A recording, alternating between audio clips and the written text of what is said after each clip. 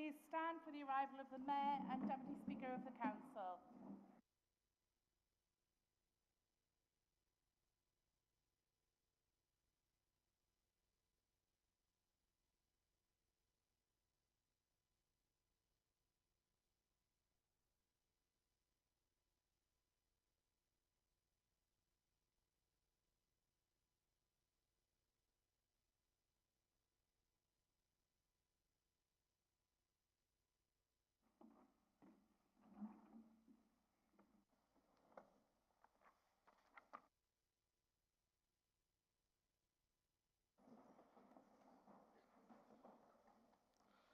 Welcome all back to this council meeting of the Borough of Telford Wrekin. Please can I invite Les Pointer from the Church of Jesus Christ Latter-day Saints to lead us into prayers. I'd like to thank the council for inviting me here and also for being invited by the chair of the Telford Wrekin Council, Councillor R A Overton. Oh God, the Eternal Father, and we are so grateful to be here. We ask for thanks for the blessings in our lives, that we have been able to arrive here in safety. We are grateful for the many blessings around us and for the goodness that we have in this borough. Father, we ask for a special blessing at this time for the family of Councillor Leon Murray, that they may know for a surety that he is with thee, that he is in thy embrace and that he has passed through the veil in safety, and that he is at peace and resting now. We pray a blessing on them, that they will feel of thy love and thy support, and his friends also. We pray that the council that come together this evening will counsel together for the betterment of the borough and the community of Telford Wrekin, that its members within this community will understand and know that all the councillors that they have in this area are for them and are doing good for them. We pray that they will be inspired and uplifted to do thy work, which is to instill kindness and diversity and inclusion through all that they meet, wherever they may be. And this we ask for and pray for in the sacred name of Jesus Christ. Amen. Thank you, Les. Can I call for 1 minute silence in tribute to Councillor Leon Murray, please?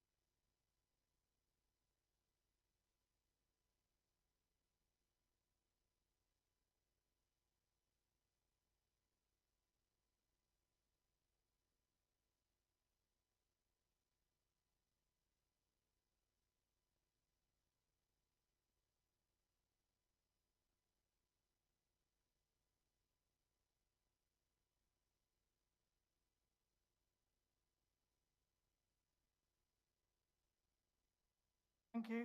I'd like the Speaker to obviously carry on with the rest of the evening's proceedings. Tribute from Leader. Thank you, Madam Deputy Speaker. Leon was a gentleman, understated, but he served his community, his country, and his religion with great honour, great distinction, and with great seniority. He was elected to this council in 2011, alongside many others in this room, including myself. And during that time, he put forward, in a very quiet and understated way, the needs, the priorities, the wants and needs of his community. He was always the first person to speak up for Hadley and Montgomery, but often step back when it came to the recognition and the praise, because for him it was about the service to his community, the results and the outcomes that he delivered. He had an amazing life, and we should be all thankful for that. He served the Methodist Church, which was something so close to Leon's heart, all around the world, taking his own style, his religion, to many parts of Africa and other places. I would like to thank Leon for his friendship, his guidance and his service. For many of us, we'll remember him as a gentleman. Andrew, Councillor Healy. Yes, thank you, Speaker. I first met Leon in 2011 after his election onto Telford Wrekin Council. And in agreement with what Councillor Davis has just said, I have to say that my first impressions that he was an extremely pleasant and genuine man who cared deeply about his community. And I have to say that those first impressions were absolutely right, and he would always greet me with a beaming smile and a handshake. He undertook many roles in and for his community as a whole, and rightly earned his MBE. And we even worked on a couple of ward issues together, and I was very grateful for the help that he gave me. I, for one, was very saddened to hear the news of his passing, and will greatly miss Leon and all he brought with him. I think it really is a sad day. Councillor Tomlinson. Thank you, Madam Speaker.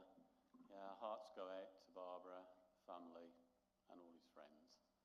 I first got to know Leon before he was a councillor, when he came to our church as a lay preacher at Methodist Church in Admaston. And he came over such a quiet person, humble person, but when you listen to what the stories of the things he'd achieved through the Methodist Church, and I didn't really know that much then about what he did in the community, it was amazing. He became a vice president of the Methodist Church, and even in his latter years, he had that gentleness, but they sent him out as a Rottweiler as well. You know, he got that ability to calmly sort out really difficult issues with the calmness, but assuredness and strength of character. And I'm sure the people in his own ward will also recognise those qualities within him.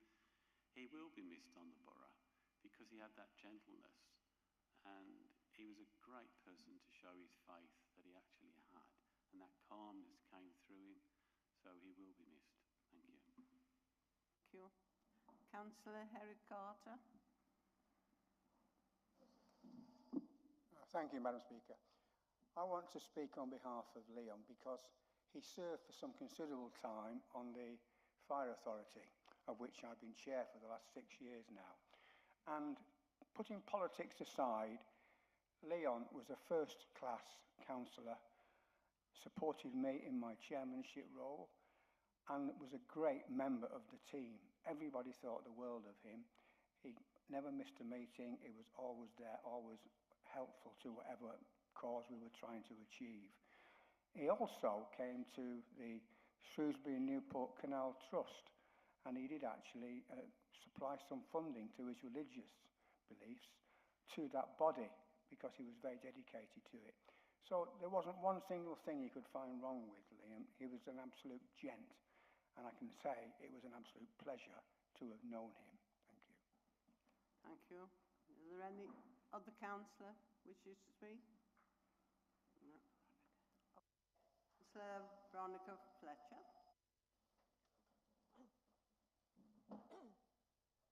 Excuse me. Thank you, Deputy Madam Speaker. I would just like to share my thoughts about Leon. He truly was a gentleman, and we shared commonality with our faith, peace and service.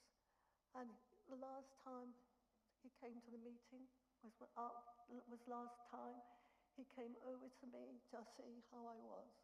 He was a true gentleman. He was kind, and we served on the health committee together, which was a great inspiration for both of us to be on that committee to serve the people through health. and all the things that he's done through his charitable works. He truly will be missed, and I send my deepest sympathy to Barbara and family and friends. Thank you.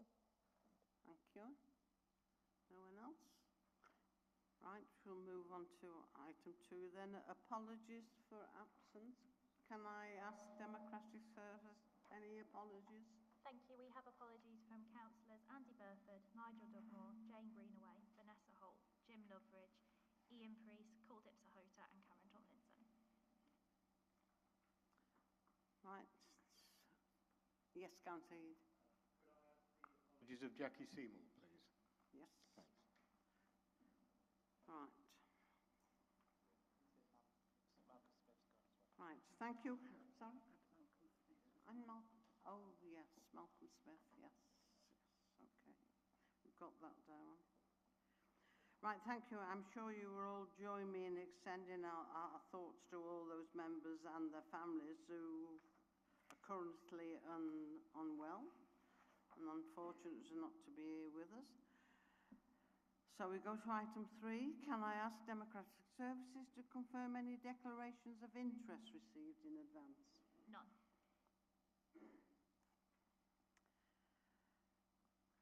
Are there any declarations from the floor? No? Right, item 4. Can I have a proposer to confirm the minutes for the full council meeting and the extraordinary general meeting from the previous meeting held on Thursday the 10th November 2022, please? Moved? Seconded? Thank you. And we'll have a vote on the minutes. All in favour? Oh, that's carried. Yes, fine. So we get to item 5, the Leader's Report.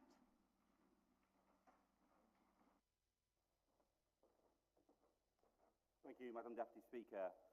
January is traditionally a time for making plans and setting goals, but we start today in this new year with good news from work that we did in the last, securing £20 million for Telford and Wrekin through the government's Levelling Up Fund. We are delighted that our hard work and the hard work of our partners have paid off, and that we will be investing in this very building, a council-owned, council-managed theatre that I and many other people up and down this borough are very proud about. We'll be unveiling more details of the scheme both here in Oaken Gates, but also in Station Quarter, and we're looking forward to working with our communities and partners to deliver for them. And I put the government on notice that we'll be, and we already are, preparing our third bid for the Levelling Up Fund when that arrives. I listened with interest as the Prime Minister set out his top 5 priorities earlier this month. And now it might just be me, but I'm not one for buying into remote set of empty promises. It's action that matters. Since we last met as a council in November, we've been out day in, day out in our communities to create a cleaner, greener, safer and more enjoyable place to live. When our residents faced yet another flood event and homes and businesses in and around Iron Bridge were threatened by floodwater from the River Severn, we were there. We've been working alongside partners to plug gullies, deliver sandbags and get the flood barriers in place, to warn and inform people where they need to take safety and to support local businesses too. With the floodwater thankfully receding, the clean-up operation began, and again, quick, efficient work from our teams to get Iron Bridge back open for businesses. Roads swept and reopened and back to business.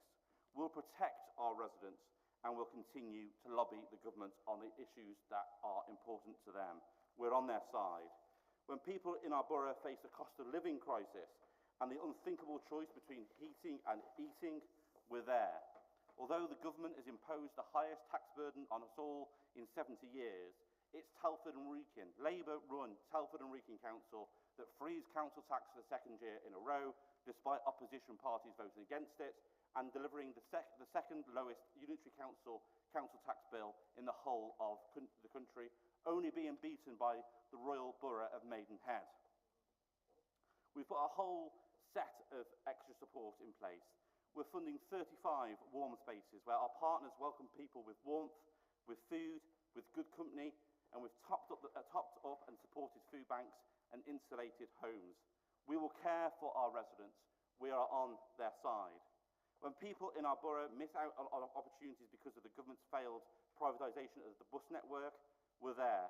We've introduced and launched 2 subsidised bus routes, allowing people to get to work and to school, costing just £2 a head. Just imagine what we could do if we did not have a privatised bus service, but the bus services were back in the local control of the councils. It was a failed experiment in the 1980s, and we should move on and give councils and communities back to take back control of their lives. We'll invest to create a better borough. We're on your side. These are just a few recent examples of how the council has worked tirelessly to create a better borough, a borough that each and every one of us should be, and I certainly am, proud to call home.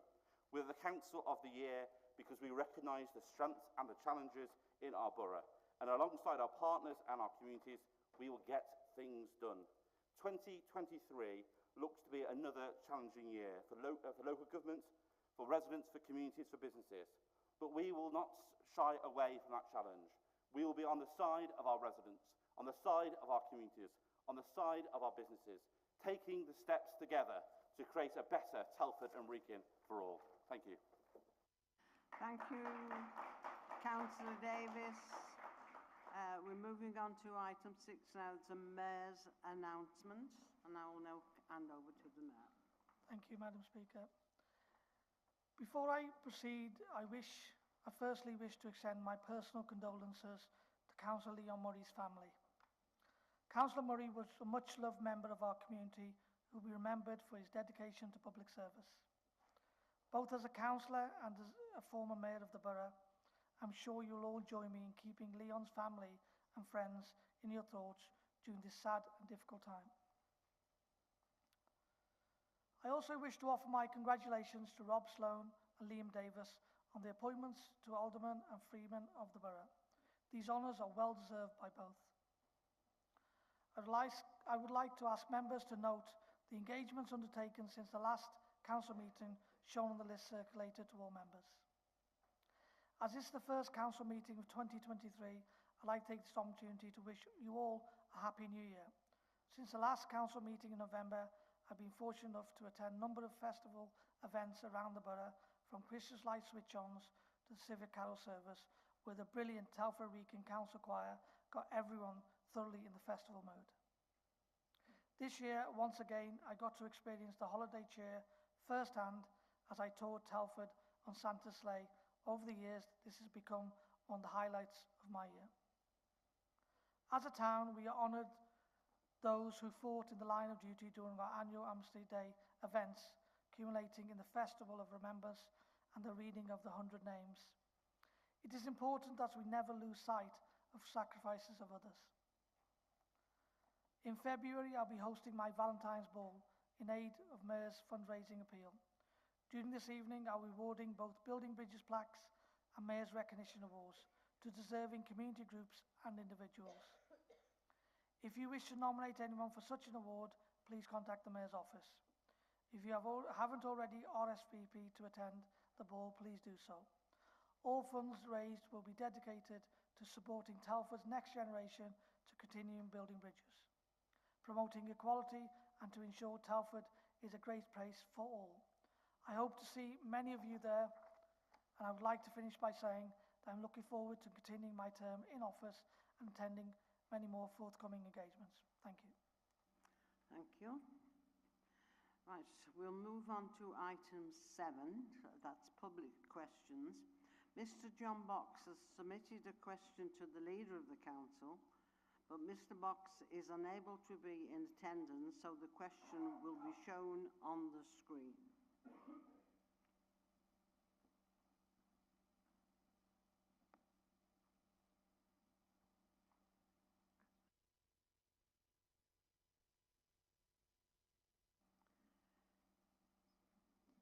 So Sean is going to give the reply to this. I think they've had a chance to read it now.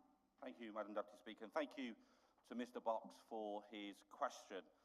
The process to declare a local nature reserve is not a simple paper exercise, but requires a significant amount of resource, investigation and periods of consultation, and that is set out in law. The designation includes the surveying of each site, the creation of individual management plans and consultations, including those with Natural England, relevant legal searches and dealing with consequential legal issues, drafting and sealing individual local nature reserves. Telford and Wrekin's adopted local plan identified 6 local nature reserves. Since then, we've increased that number to 13, which are formally designated, and a further 4 will soon be welcomed by Natural England, bringing the total to a total of 17 in 2023, the largest number of local nature reserves we've ever had in Telford and Wrekin councils and Telford and Wrekin's history. This council also reaffirms and we are committed to future designations of approximately 150 hectares of designations comprising of 8 new local nature reserves and also 2 extensions across the borough, which were approved in Cabinet in September, and were anticipated to be welcomed by Natural England over the coming years. I've got to say, Madam Deputy Speaker, that I share Mr John Box's frustration that the ambition of this administration to protect more green spaces than ever before sometimes doesn't quite keep pace with the red tape that we have to go through. But as a council, we will continue to do what we need to legally protect these green spaces and not allow the red tape to cap our ambition. I now invite Mr Thomas Hoof to ask his question to the Deputy Leader. In 2022, Telford sadly lost 2 lives on the A518 between Donington and Newport. Since then, there have been more accidents and many more near misses. What measures are being taking place to improve the safety of the A518 for the people of Donington? Thank you.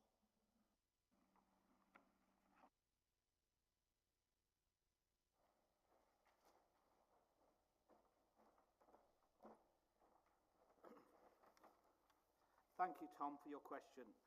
Firstly, our thoughts are with the families of those who have sadly lost their lives. In relation to the recent collisions on the A518 between Donington and Newport, it would of course be inappropriate to comment on specifics of the cases while wider proceedings are progressing.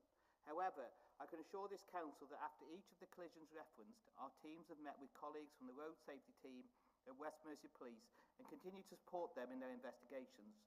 From the data that has been received, I understand that there has not yet been specific issues attributed to the highway network itself. As a council, we are on the side of residents and committed to ensuring the safety of our highway for all users. Our traffic management and road safety teams work across the borough, both independently and with partners such as West Mercia Police and Shropshire Fire and Rescue Services to address safety concerns. Members will recall a recent report to Cabinet outlining this council's approach to continuing to deliver 20-mile-per-hour zones while supporting the growth of community speed watch programmes and installation of speed indicator devices. This is additional to our commitment to creating safer routes to school and safe cycling and walking routes. Specifically in relation to the A518 between Donington and Newport, this council will be aware of the approximate £900,000 investment completed this time last year into the A518 between the Clock Tower roundabout and Kinnersley's Drive. This investment provided much needed and now well-used cycle walking route whilst extensive resurfacing of the road. To provide further reassurance, I have asked our teams to undertake a detailed review of this section of the A518 to gain further insight and understanding.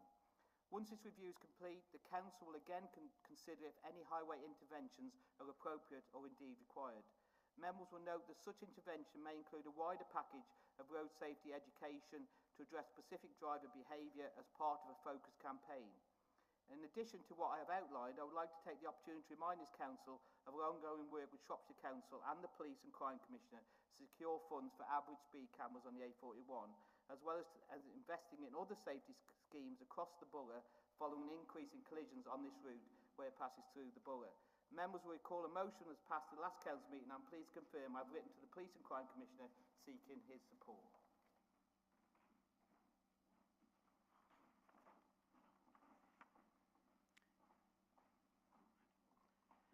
Now we move to item 8, questions from councillors. We have 2 questions, and I would like to remind members that questions are circulated in advance and also shown on the screen. So I wish to invite Councillor Scott to ask his question to Councillor Overton. Thank you, Madam Deputy Speaker.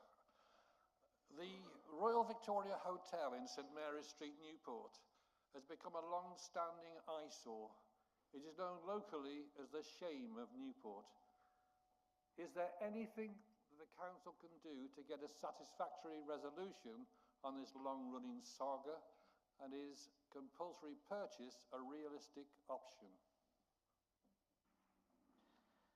Thank you, Peter, for your question. The Royal Victoria Hotel is a Grade 2 listed building which has a planning consent to alter and extend the premises to provide an alternative use of the building. This consent has been implemented, however, the development has stalled due to viability and a further planning consent has been granted. The council are in continual dialogue with the owner in delivering a viable option for the building. However, we have made it clear that should this not come to fruition, the council will use its powers to preserve the building in accordance with the statutory protection.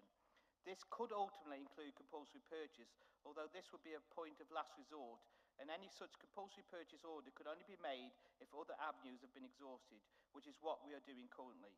It should also be noted that our building control team are currently engaged with the Health and Safety Executive and the owner in relation to ensuring the safety of the structure. We fully appreciate the importance of the Royal Victoria Hotel, and we will continue to do everything we can to ensure it is safeguarded and ultimately brought back into use. Do we have a supplementary?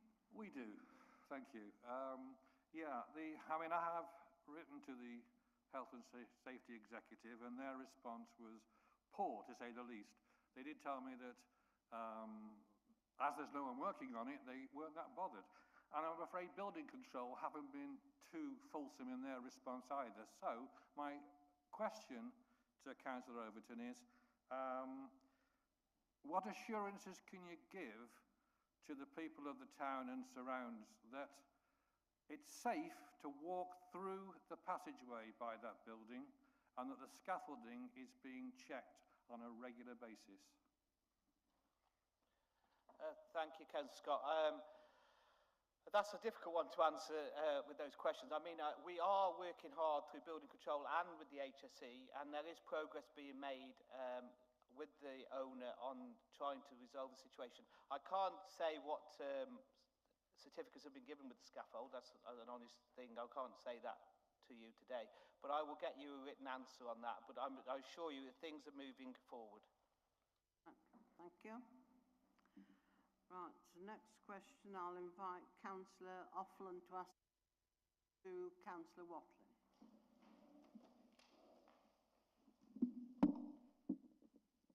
Thank you, Madam Speaker. Councillor Watling, Cabinet Member for Stronger and Safer Communities.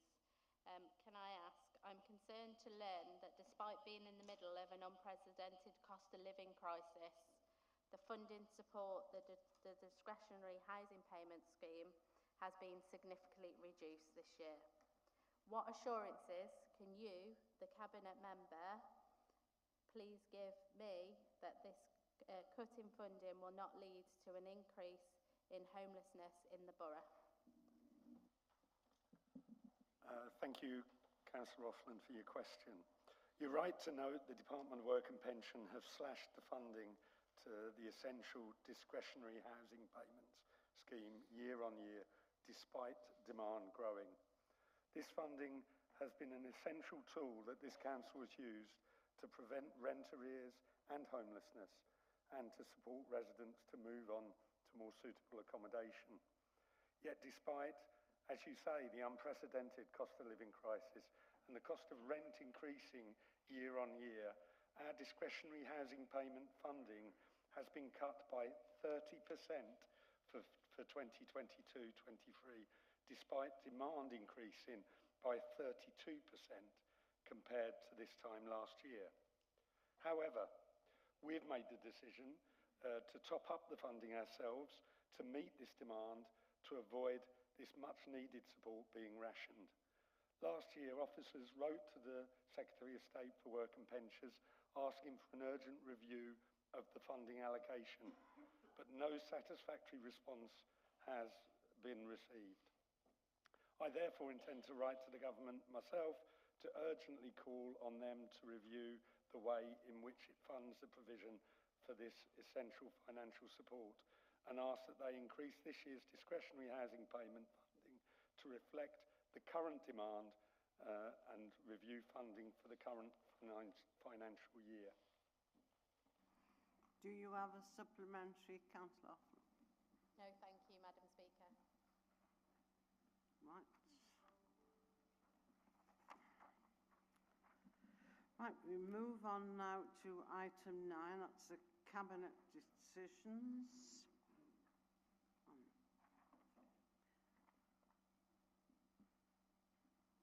Yes, yes.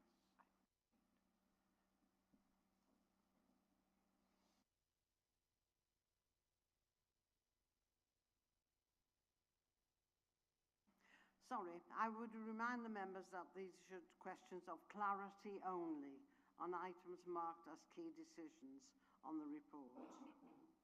So it's clarity only on those. Are there any questions of clarity? No?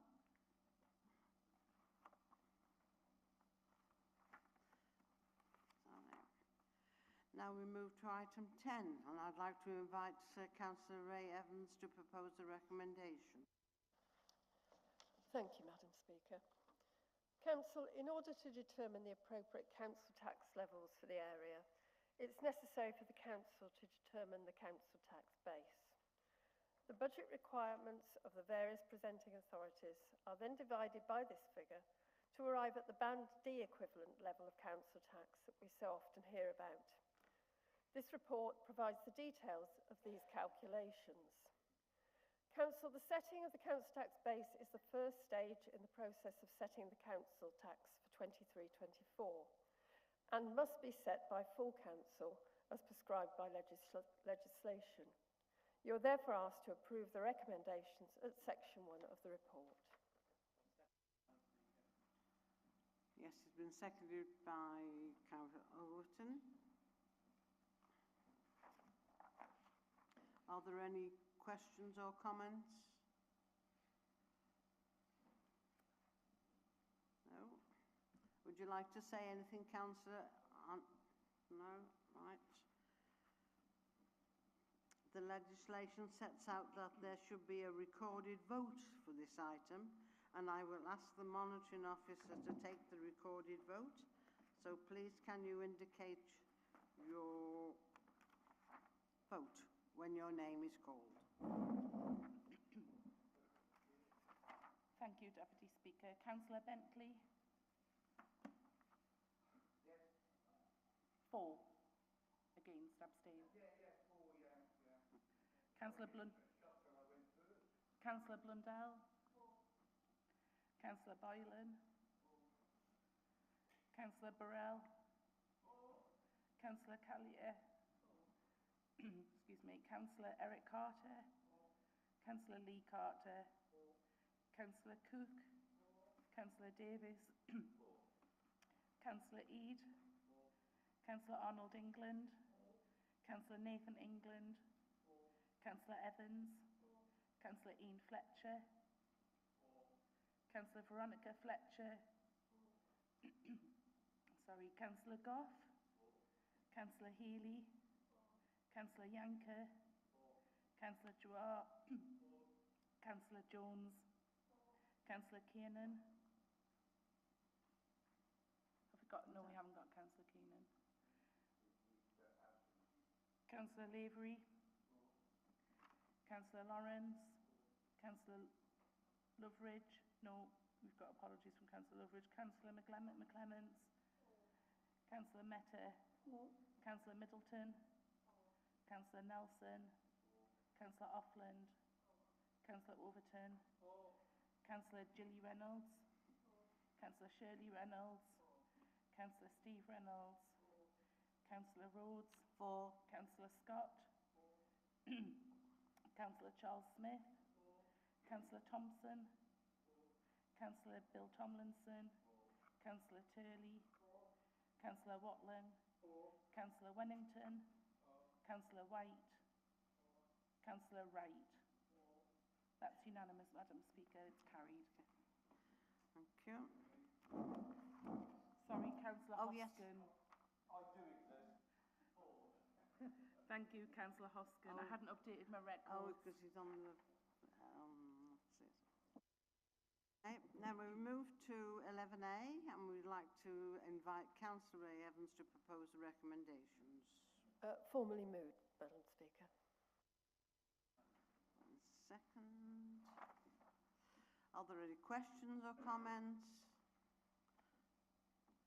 Would you like to say anything else? No. Can I have a show of hands in favour of the proposals? 6. Any against? Any abstentions? Right. Carried. Thank you. Right, item 12. It's Councillor Richard Overton to move the motion as detailed in the agenda and shown on the screen.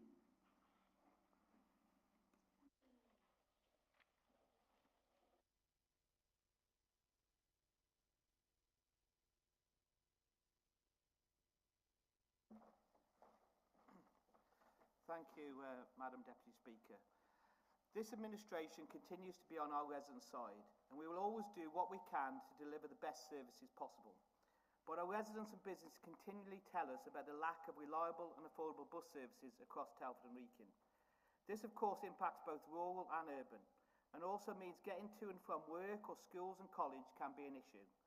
Since the privatisation of bus transport by the Conservative government in the 1980s, we've seen the absolute failure as this failed experiment is based on Conservative ideology rather than social need. And of course, as we know far too well, places profit before people. As the motion states, legal issues placed on the council by the government prevents this council from effectively managing our own bus services. And as we have seen since COVID, operators continue to withdraw services, and those that remain are often overcrowded, late, or worse, cancelled at peak times, causing massive issues for those residents who use these services to get to and from work, school, and of course GP or hospital appointments. As an administration on the side of residents and businesses, we are committed to providing a well-connected and affordable bus network. Not only does this contribute to our climate change commitments, but for many a good bus network that is affordable is crucial in reducing the struggle during the ongoing cost of living crisis. Despite having 140 million of cuts each year, we are doing all we can to support bus travel and support efforts to help residents during this national cost of living crisis. Recently, we have launched our new subsidised services to employment, retail, educational and medical locations across our borough. But with the continued cuts to council services by the Conservative government, the ambition of Telford and Wrekin to have a decent bus service is being held back.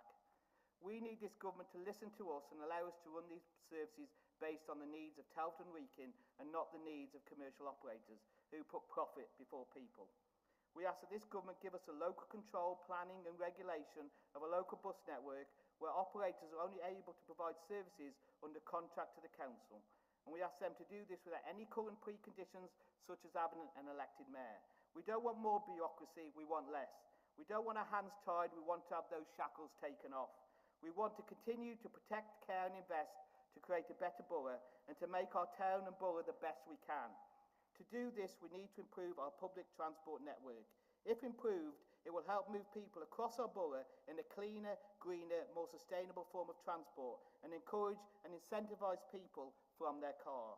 I ask all in this chamber to support this motion because together with one voice we can encourage this government to give us the powers and the funding needed to deliver the best public transport system for our residents, the residents we all elected to represent. Thank you. Call upon Lee Carter.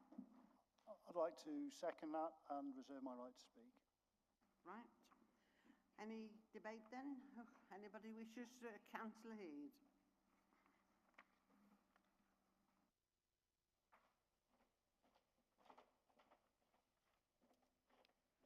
Thank you, Speaker. While I agree with the sentiment of the first and final paragraphs of this motion, It's a great shame that it comes with the preamble and diatribe in between, which I've got to say is both pointless and somewhat inaccurate, to say the least. Let me point out to you that this authority had suffered £140 million of cuts every year since 2010. This council would have long gone out of business, and we couldn't even afford the chairs that we're sitting on at the moment. What an absolutely ridiculous statement to make. Secondly, we are not forgetting the 13 years of a Labour government between 2007 and 2010, which failed to change the system at all. Now, I suppose it begs the question, was that due to Labour's lack of ambition, or perhaps their desire to put profit before people, before they actually bankrupt the country? I've said this time and time again. Oh, I remember Liam Byrne, I met him. I have to said time and time again, you really do need to sharpen up your motions. However, in fairness, despite such nonsense, as I said, I do agree with the sentiment in general. What this town desperately needs is a public transport system for all of the reasons stated, from reducing carbon emissions to getting people to and from work or to and from a range of vital appointments. It's a shame that it's taken this long for this council to wake up to this fact and to try and do something about it. The National Bus Strategy was produced some 2 years ago. However, better late than never, I suppose, and despite the absolute nonsense referred to in parts of this really a very poor motion, we will be supporting the general thrust of it. Councillor Bentley. I don't need that. Obviously, we should be welcoming this motion. Public transport and access remains a priority across the borough, and particularly to the rural areas, and its value and its importance is not recognised until it is not available. Access to essential services is taken for granted by many, and whilst it is fundamental to health, the cost of provision is prohibitive. This was the case when Arriva removed the 519 service between Shrewsbury and Newport, which was a lifetime for communities in rural areas between the two. People also lost their jobs. The decision was taken on commercial grounds, and I believe it could have been avoided if a subsidy had been available. The previous year, with contributions from Edgemont, Arkle Magna Ward councillors, parish councils, Newport Regeneration Partnership, a total of £10,000 was raised to retain a Saturday service. At the time, an approach was made to TWC, but a contribution was refused, and consequently the service was withdrawn after the initial 1 year. That decision resulted in serious effects on rural communities, including increased isolation, reduced access to health and appointments, loss of independence, reduced access to further education, reduced access to leisure facilities, loss of employment opportunities. Whilst our rural areas struggled without public transport, empty buses were seen in the urban area across, particularly late into the night, and this is still evident today. Lack of public transport in the rural areas is traumatic for so many, and we should be working together to avoid this. The wording of this motion implies that the administration has recognised this and found a solution. That's not exactly full fact, is it?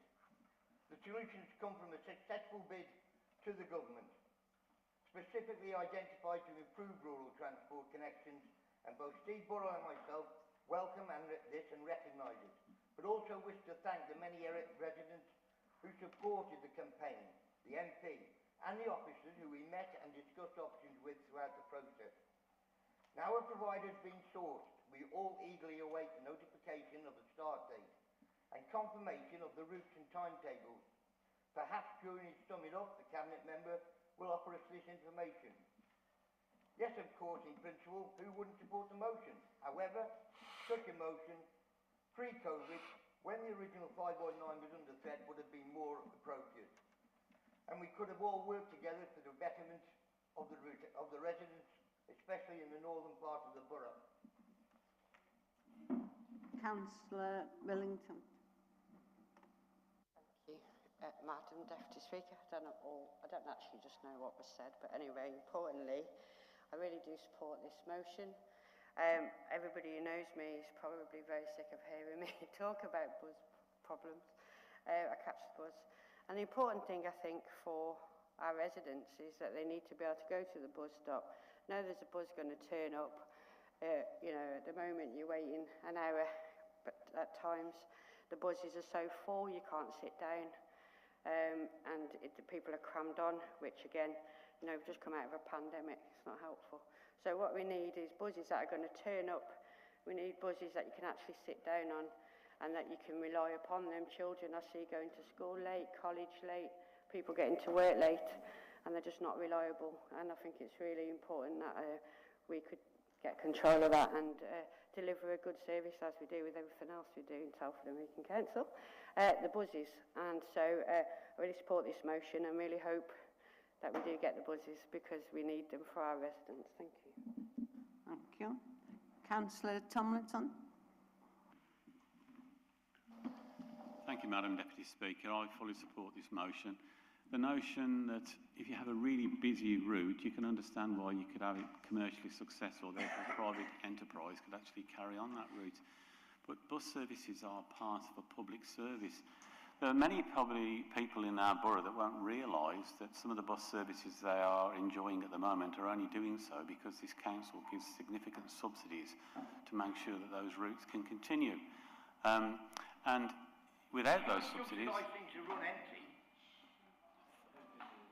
Thank you.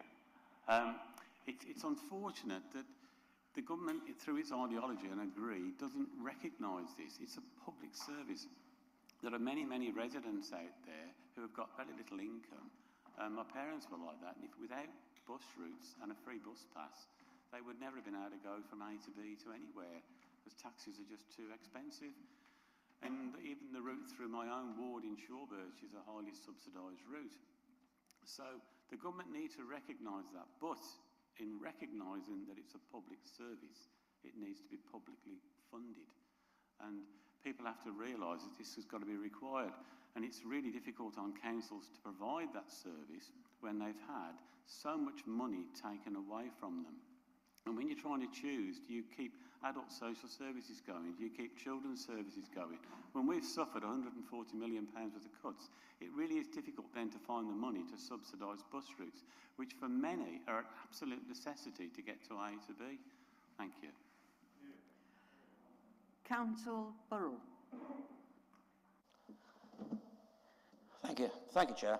Now, where we go then.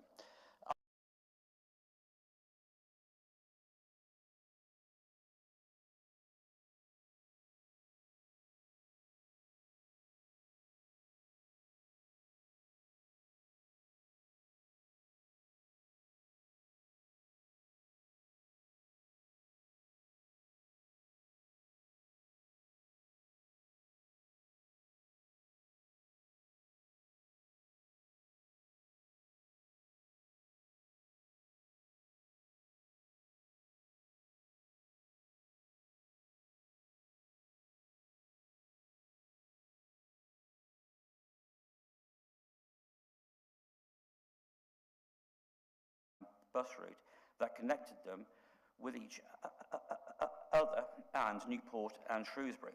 One must surely question the logic of a council that chooses to remove support for public transport for rural communities in which it has focused and driven development for over a decade. This administration is most decidedly not on the side of my residents. My residents do warmly welcome the introduction of the new bus service, grant funded by our Conservative government, that will reconnect Tiverton and Edgemont with Newport and onto the wider borough. It is a few weeks late, mind you, and I would warmly encourage the Cabinet member concerned to work more closely with the operator that the Council chose a number of weeks back to get the bus stop points in place, to get the routes taken care of, and get the services back for my residents. Thank you, Chair. Councillor Scott. Thank you. Yeah, it's easy really to support any motion that's going to try to improve bus services across Telford and Wrekin. If you live in Newport, we get a bus regularly that comes through from Stafford to Telford, which in itself is fine. But if you live there, try getting a bus to the PRH, to the RSH, to Wellington, to anywhere else for that matter. Try getting one to Market Drayton. I have people come into my own personal surgeries from Market Drayton saying, why aren't you putting a bus on in Newport? I mean, there's no answer to that one, really. So we do need to improve this. I think we do need to take back control of the bus services. As has been mentioned by colleagues on the right there, places like Tiverton, Edgemond, Arkle, all those are suffering. It's not easy to get anywhere nowadays. So, yes, anything that improves this isn't a party political argument. This is an argument that everyone on this council should get behind and go for it. I fully support it. Thank you. Councillor White?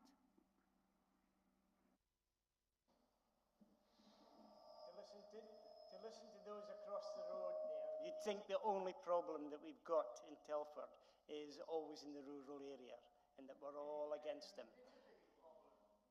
Will you just be quiet for a change while someone else talks? Thank you.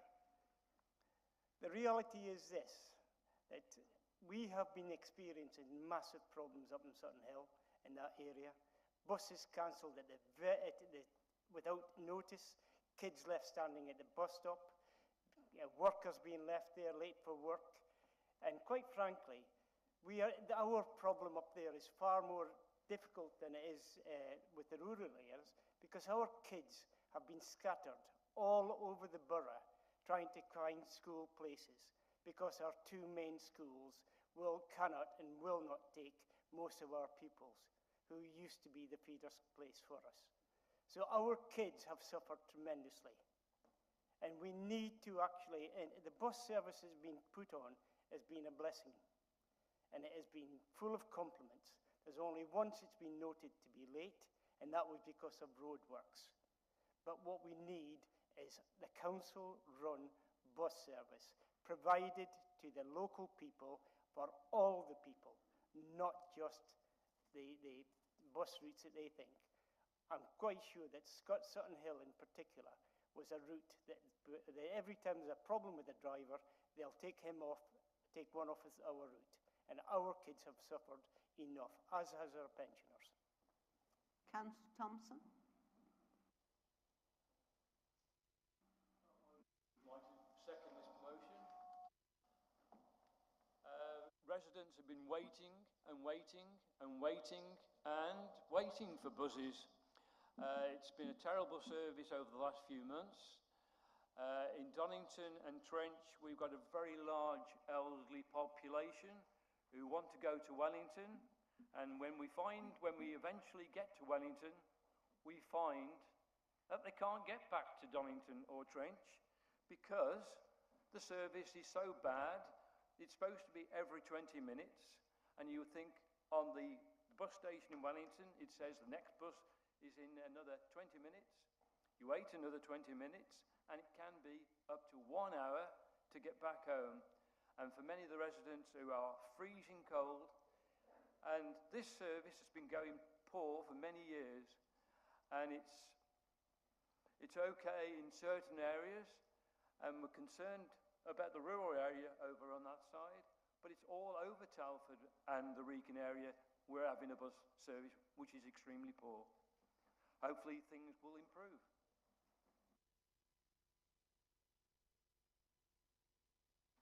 Yeah, I'll keep it quick. I'm seconding this motion. Bus services, like many other things in this country, are broken, and they're broken for one reason: 5 Conservative Prime Ministers and 13 years of Conservative rule. And the fact that a commercial operator in a Riva in this instance has failed, the market has failed, despite the fact that they've sent over £500 million in the last decade back to the parent company Deutsche Bahn, taking it out of our country and put it into the pockets of shareholders of that particular company. So, and we don't blame the drivers, by the way. You know, drivers do their best. They're, like many other workers, have suffered real terms pay cuts over the last 10 years, and they do their best. This is about those commercial providers and the fact that that market is broken. And what we're hearing from all around, if we ignore the denial of the amount of money that's been cut from this council over the last 10 years, and we ignore the denial about the fact there's been a Conservative government for the last 13 years, what we're hearing, whether you represent a ward in the rural parts of Telford Wrekin, or whether you're in the urban part of Telford Wrekin, my own ward of College Ward has got a brand new bus stop, which is fantastic, but residents turn up there not knowing if their bus that they rely on to get to work or to school or to Telford Town Centre or to shopping will turn up on time or not. So it's a problem for all of us, and it's something we should all be united about. What have we tried to do about it? So Councillor Overton articulated the fact that we've tried, we've made a choice, we've used council money to invest in the Express 100 service that's serving our employment areas. This week, the 101 mainly to Princess Royal via Lawley and Wellington service. We've capped fares at £2, but we need more than that, because ultimately to do that takes money. We have to make a choice of whether we spend it on that or something else. And what we need is support from the government. So the first thing we asked government for was money as part of the national strategy that Councillor Eade referred to. He's quite right, it was announced 2 years ago. £3 billion was announced as part of that package. Our officers, who do their best to challenge or work with and challenge commercial operators locally, put together a bid within very tight time frames, asked that money, and despite meeting all the requirements set by government, we've not received any money to date. So the government have failed us in that respect. So what we're asking for through this motion is that the government actually get out of the way, let those people who care most about Telford and Wrekin, whether that's rural or urban, be given the powers and money to run that service, so that everyone, wherever you represent, wherever you live, can rely on a good public transport network. Councillor Overton. Thank you, Madam Deputy Speaker. I won't be too long. I mean, I will say that what Councillor Carter said is correct. You know, we bid for BSUP, like Shropshire Council, and both of us got nothing. So we've just done a level. We just heard the leader announce the 20 million for levelling up. We did a levelling up bid for transport, and we got nothing. And what Councillor Bull says is pie in the sky, because we've had no funding from government for the rural bus service that we're putting on. So they will be launching soon, 2 rural bus services that this council has made the decision to run, the same as the 101 and the 100, because we are on resident side. We want to improve our network. We want the powers. We want the money to do it. But the government need to give us those powers and that money without tying our hands with elected mayors, etc. You know, and if you've got alternatives to the budget, bring them forward. Every time we put a budget, you vote against it. You've just talked about not realising £140 million worth of cuts this administration had to make thanks to the Conservative ideology of austerity. And every time there's a budget where you could put forward ideas for funding bus services, you don't come along with nothing. You're a waste of space. The administration are doing their best for the people. We're on our resident side. We'll continue to live for Telford and Wrekin, because this Labour administration is a manifesto commitments are to protect, care and invest, and we will continue to do that. Thank you. Can I have a show of hands in favour of the motion? Against? Yes. Right, that is carried.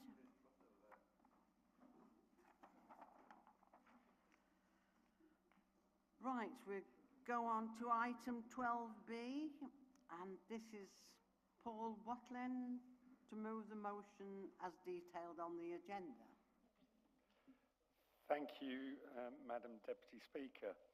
This motion is to highlight the ongoing discrepancy in supported accommodation funding and the extra burden this Tory government is adding to council taxpayers locally. Supported accommodation is a particularly complicated aspect of housing benefit. Essentially, if a landlord is also the provider of care, support or supervision to their tenant, then there is no cap on the amount of rent that they can charge. And we must meet the full cost through housing benefit.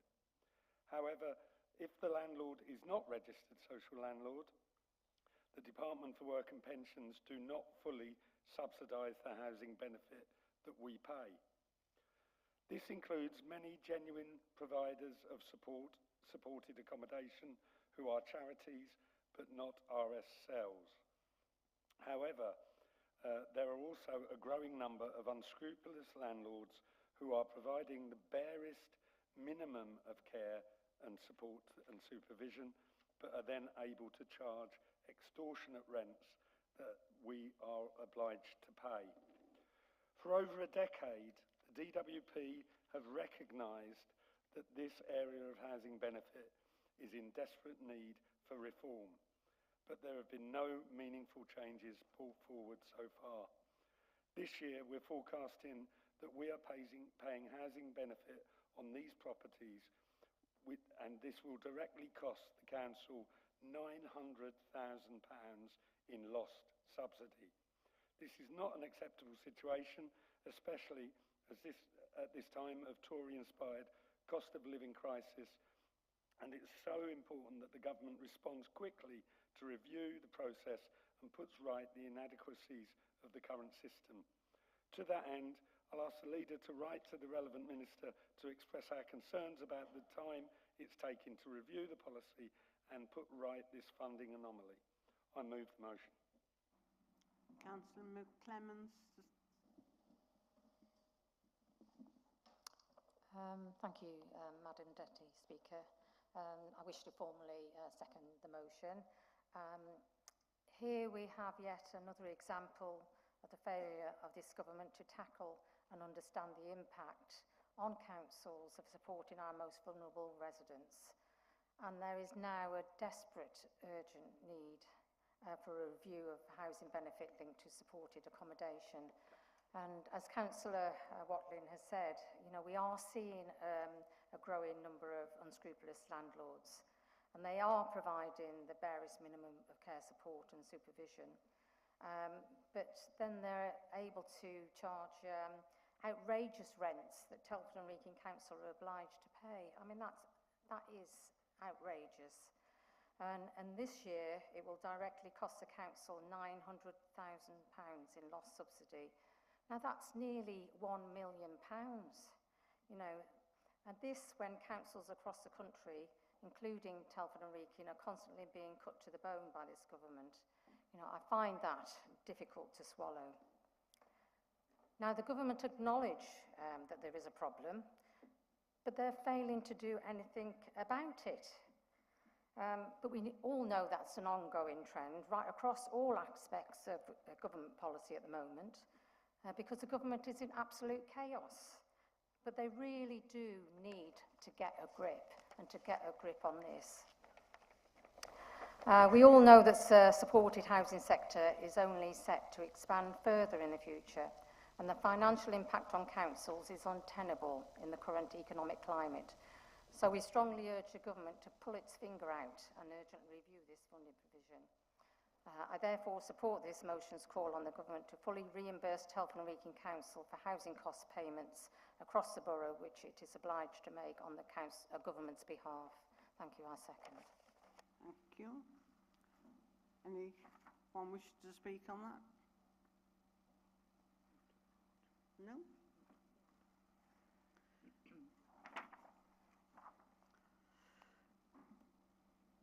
So, Councillor, do you want to write to reply on it? Move it? Oh. There's that much paper here, sorry about this. Right. Can I have a show of hands in favour of the motion? Oh, that's well done. Yes, that's it. Yeah, that's carried. There's nothing to... Thank you very much for that. Right, now we go to 12C, and that is Councillor Carolyn Healy to move a motion as detailed on the agenda. Thank you.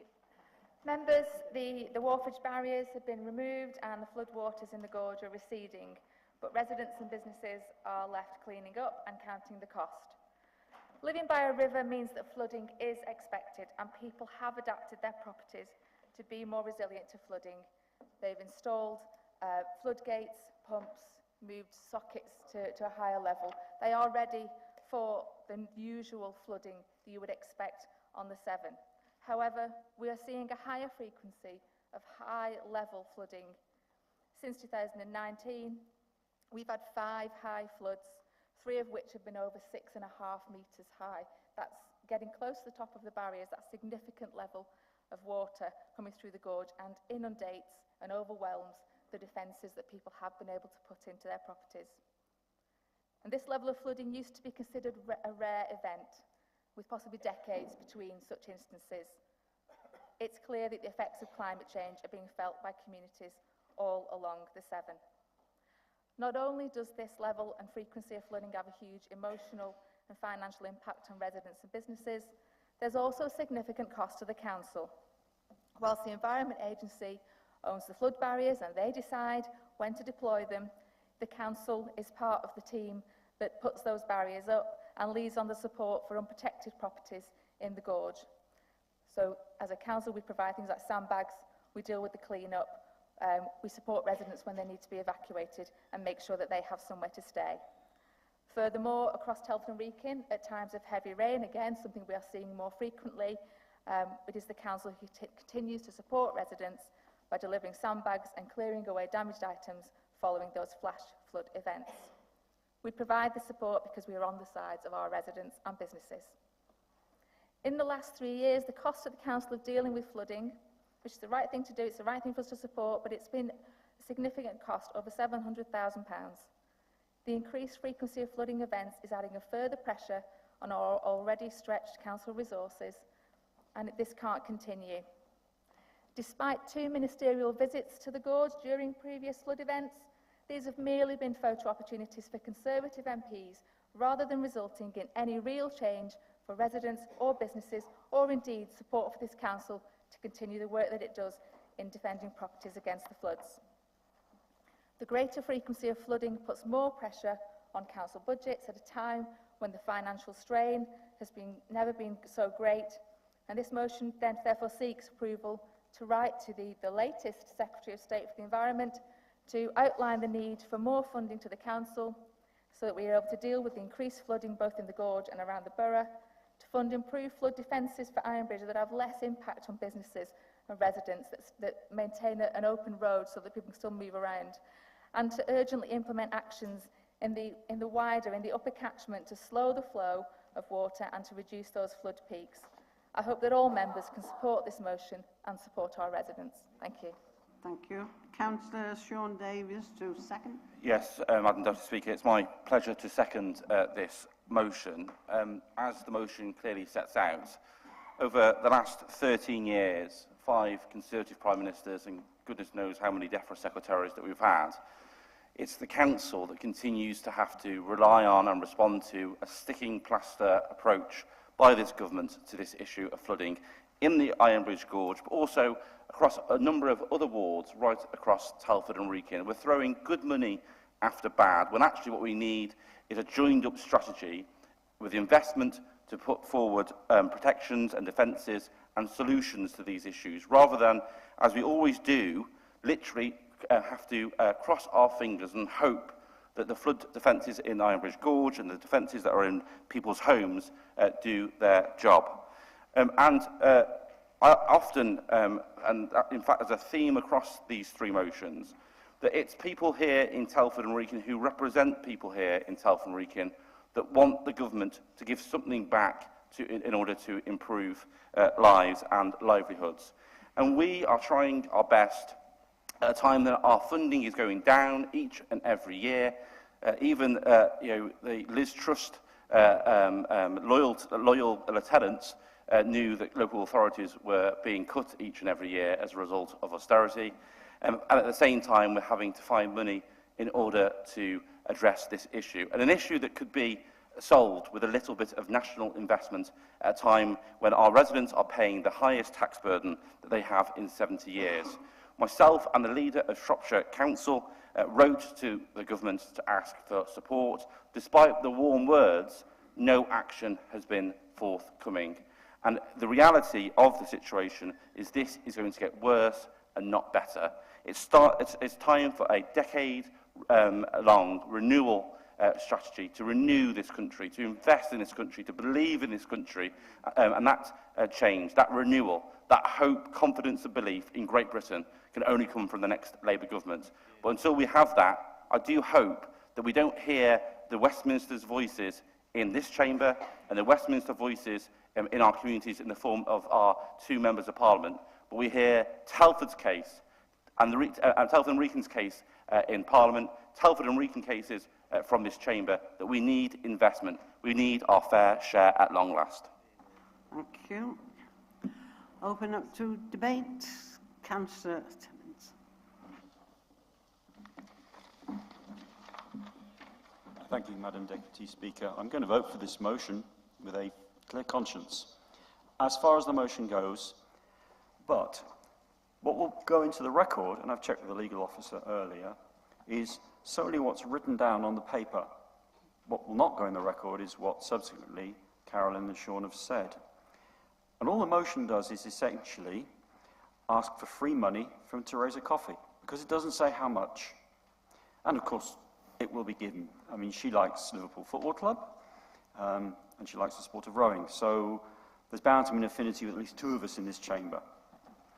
Actually, in respect to this motion, of course, the money won't be given, because there will be no blank cheque. Councillor Overton earlier said that we were a waste of space, and that may well be true. It's in the public record. But he also asked for ideas, and Sean has just spoken about solutions. And this motion only puts the problem onto someone else. It doesn't propose practical actions that could be us in this chamber and this council contributing to the debate. We should take our responsibilities to actually put forward practical solutions and put them down on the piece of paper that we'll be voting on. And I'll give you 3 examples.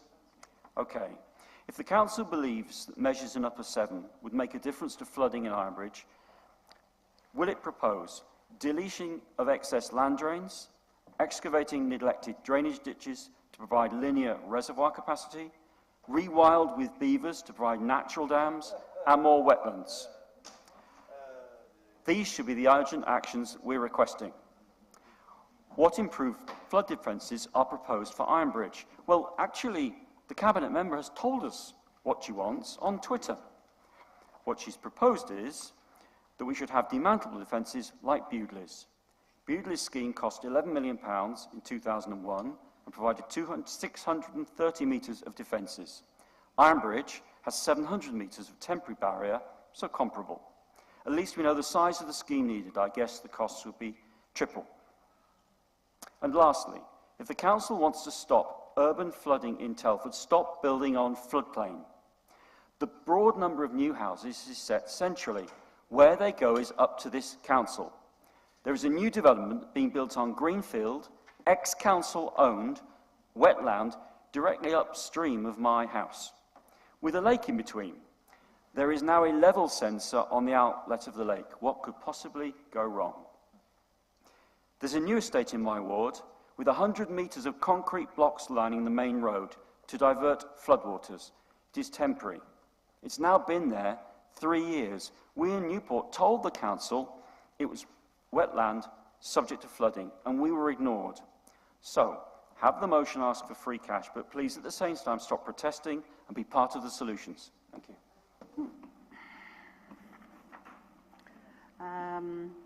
Councillor Eade.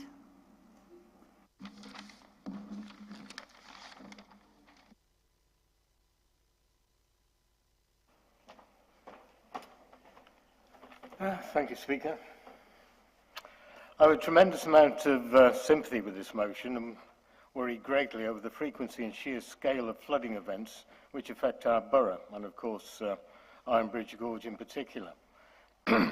However, I do wonder why it's taken the past 11 years or so for a motion to come forward from this administration, who, due to current events, have decided at long last to bring this issue to the fore.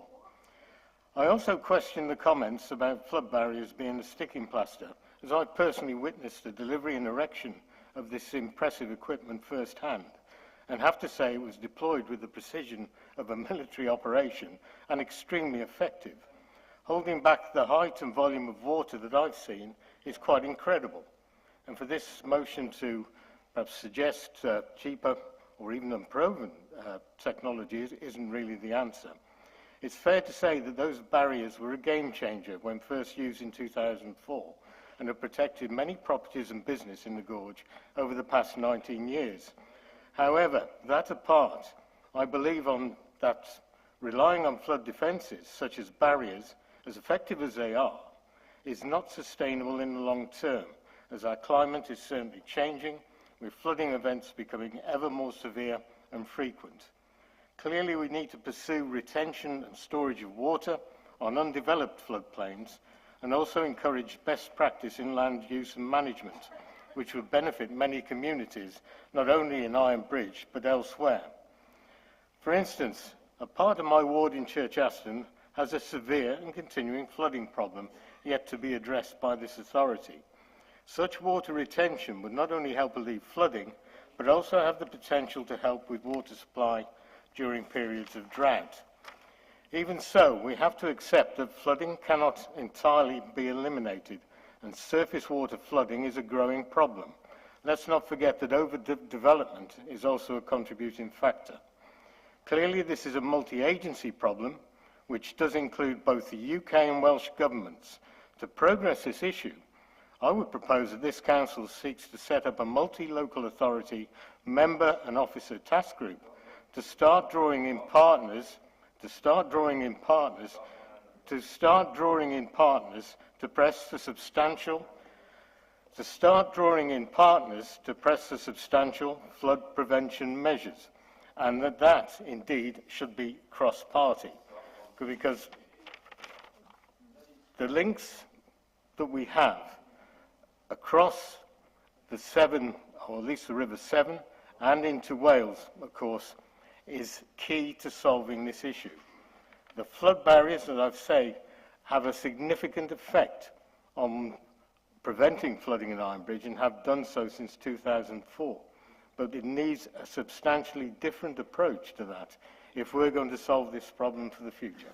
Thank you, Councillor. Councillor Eric Carter. Thank you, Madam Speaker.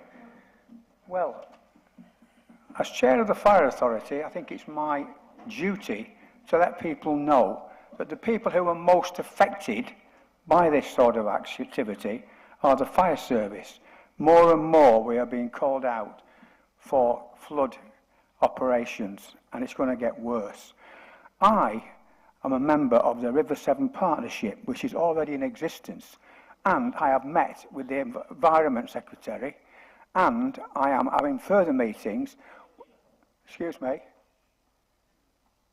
with my role on the Fire Services Management Committee. I have raised this. The only way that we're going to solve this long term is for attenuation at the boundary of the Welsh and English areas. What we do need are reservoirs on the border which will actually hold the water, and we're able to put barriers in place which will then, like it happens in London on the River Thames, allow the pace of water to be managed and to governed. I've got emails here which were dated February 2020 where I approached the Environment Secretary, and I've had responses here from the Midlands area where she said that she is very happy for myself and the Chief Fire Officer to become involved in this partnership, which we have been. And I keep talking about this, and in fact, at the upcoming fire conference in March, I have got a place to speak there on this particular issue, which is not going to be solved by just putting barriers up. The only way it will be solved long term is to make sure that the river pace is slowed down, so when it does come down the river, it actually can be managed. And that's what we need to do, and that's what I continue to do, working with the Welsh Government. Thank you. Thank you. Councillor Thompson. Thank you, Madam Deputy Speaker. I fully support this motion, and I've actually welcomed the practical suggestions that have come from the other side of the House as well. But it all needs something to happen. It all needs for the parties involved with this, whether it's government agencies like the Environment Agency and the local councils, to sit, to talk and to plan. But those will all be futile if the funds aren't available to actually put into action the works that are required. And I would agree with the Labour group in that after 13 years of broken government, it's another example of things practically that should have been put right. And sometimes, you know, we've adopted policies of invest to save. We've even had to borrow money to carry out certain works because we can see the benefits they'll have in the future, like LED lighting across the borough, because it will be cheaper. Well, surely it would be cheaper to prevent flooding to occur rather than to wait for it to happen and mop it up afterwards, which I agree with the sympathies that Eric said. The fire service could do well without that, and the residents could do without the enormity of the problem that it comes. The Environment Agency has lost significant numbers of its officers through many government cuts, similar to the government cuts that we've had. So it needs a plan, it needs people and government agents to sit down, but it needs the money to prevent these occurrences actually happening. Thank you.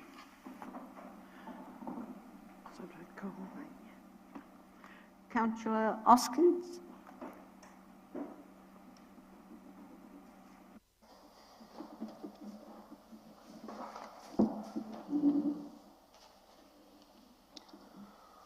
Madam Speaker, this is by no means a criticism of anybody here this evening.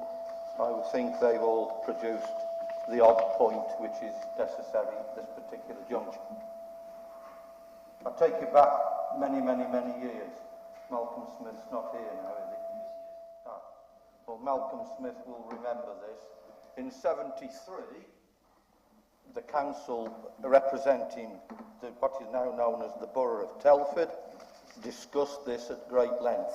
They discussed it and they formed an Upper Severn Trent River Board Authority committee, of which there was a great number of Labour members who I know and spoke very distinctively at those particular meetings with the regard of the problem that we were going to have in the future with the changing times in weather at that time in 1973.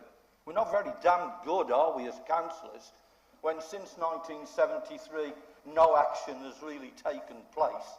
We're still discussing the same problem. So I totally and utterly support this action this evening, because somebody might take sense of it and put it to the individuals on the Severn Trent River Board Authority, with the Welsh Authority, which has been mentioned by my colleagues here very, very distinctively this evening. It is the Welsh Authority that's holding back such problems and the measures to support them in getting them under control. Money is the great evil of it all, but the fact of the matter is there were tremendous ideology in 1973 and around that period which could have stopped a great deal of the trouble and the horrible actions of the weather filling the gorge up, causing all those concerns of people living there. Not just Ironbridge, Shrewsbury, and downstream when the water reaches the levels to Gloucester, Worcester, which is above Gloucester, but Worcester first, then Gloucester. The problem goes down and down and down. It isn't just here, but in the circumstances of giving you the knowledge, in the 73, 74, 75 period, Shelton Water Tower, and I can't remember the name of perhaps my learned councillor to the left can remember, there was a professor and a distinguished doctor that was in charge of the Severn Trent River Board Authority Committee at Shelton Water Tower, who came up with a most wonderful idea of a form of barrage which was blown up by pneumatics right across the full plain. Let me just Thank you. Your time is up, so if you can just close. So you'll have to listen, because I'll just right. you until somebody tells me to shut up. The fact of the matter is The problems are going on and on and on, and nobody's doing anything about it. And as for beavers, you need thousands. Right. And as for beavers to Thank feed them, you, you need the Councillor trees down the side of Hoskins. the If you dam could river. take your seat now. Well done. It's Councillor Healy. Do you want to reply? Please. That wasn't quite the debate I was expecting, I'll be honest. So I mean, I welcome Councillor Nelson's confidence. I think you said, you know, you'll get the investment. I mean, I've spoke to 2 ministers so far on this issue, and we haven't had any yet. I mean, in terms of solutions, we're not engineers. It's lovely to hear people's ideas of what should happen, reservoirs, beavers, tree planting, whatever. All of those things may have a role, but we're not engineers. This is about letting the agencies do their job and making sure and trying to ensure that government puts some urgency on this. We know that there are plans. We are part of the River Severn Partnership. We play our part in that, but we want to make sure that there is some urgency to get those actions across the whole catchment so that we reduce those flood peaks. In terms of asking for a blank cheque, we know how much it costs for barrier deployments. That's what we're asking. We're asking for those costs to be supported. The Bellwyn scheme only kicks in very rarely, and then there's effectively an excess of payment of £250,000 that we have to fund before we can ask for any further costs. So in the last 4 years, we've had £50,000 worth of Bellwyn funding back. So in terms of the barriers that we've got, yes, I have tweeted that I'd like something like we have at Bewdley. And the reason for that, much as that the barriers we've got are fantastic, and they're a wonderful design, do a great job, they have a huge impact on pedestrian movements around the gorge, and that then has an impact on those businesses. Those businesses who are immediately behind the barriers see a drop in trade when the barriers are up. It does have a significant impact. A Bewdley type scheme, if it were possible, I haven't specifically asked that in the motion because I am not an engineer and I do not know if that is actually technically possible. But we do want government through the EA to look at a better scheme for us. Having said that, we're very grateful for those barriers, and I'm very grateful to my colleague David Wright in his time as our Labour MP under a Labour government that actually secured those barriers. And in terms of our commitment, one of the things that we did see with this latest flood event, because this council invested solely, because none of the other agencies would, in works at Dale End to prevent the flooding, backing up of the river at Dale End, and also flooding from the Colebrook. That road and businesses and properties there, that at the levels that we saw last week, should have been underwater. The cafe was trading, the road was open, the homes were dry, all because of the investment of this government, this council. So we absolutely put our money where our mouth is, and we're asking for that support from government for our residents and our businesses. Thank you. Can we have a show of hands in favour of the motion? Oh, that was unanimous. Thank you very much indeed. Thank you for attending. The next meeting will be on March the 2nd. Please stand for the departure of the Mayor. And I'm frozen. I'm frozen. Get out there, go on.